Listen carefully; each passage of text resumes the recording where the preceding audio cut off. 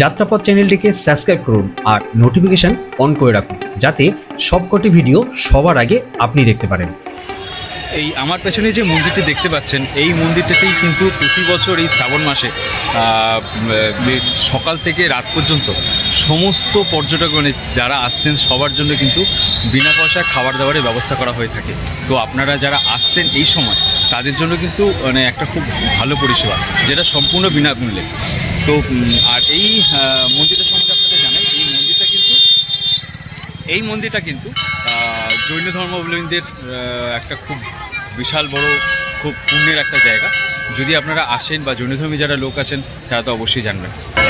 এই হচ্ছে মন্দির প্রাঙ্গণ, আর এই মন্দির প্রাঙ্গণেই প্রতি বছর এই শ্রাবণ মাসের এই সময়টুকুর জন্য এখানে নিঃশুল্ক খাবার দাবার আয়োজন হয়ে থাকে। তো আপনারা যদি চান তাহলে অবশ্যই কিন্তু এই সময় আপনারা আসতে পারেন।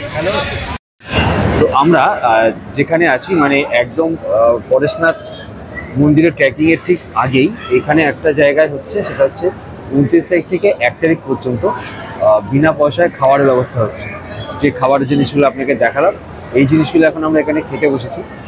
একদমই টাকা পয়সা লাগছে না। তবে যারা আপনারা 1 তারিখ পর্যন্ত আসবেন, মানে 28 তারিখ থেকে 1 তারিখের মধ্যে, তারাই একমাত্র পাবেন। তারপরে কিন্তু পাওয়া যায় কিনা আমার ঠিক জানা নেই।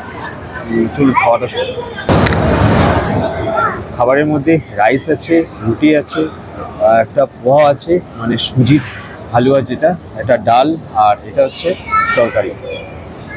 ভেতরে খাওয়া দাওয়া চলছে, আর এখানে হচ্ছে হাত ধোয়া, আর তার ঠিক পাশেই রয়েছে খাবারের ব্যবস্থা, মানে জল খাবারের ব্যবস্থা। তো ওভারঅল কিন্তু মানে সেবা মানে সেবাই, খুব দারুণ পরিষেবা এটাকে যাকে বলা হয়। একদম বিনা পয়সায় সব কিছু, সকালে আলাদা, দুপুরে আলাদা, আবার রাতের বেলা কিন্তু আলাদা আলাদা খাবার ওনারা দিচ্ছেন।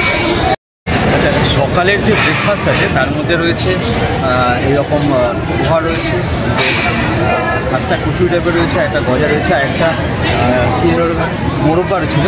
আমরা মোরব্বা আমি পছন্দ করি না বলে নিই, তো টেস্ট করে দিই কীরকম লাগছে।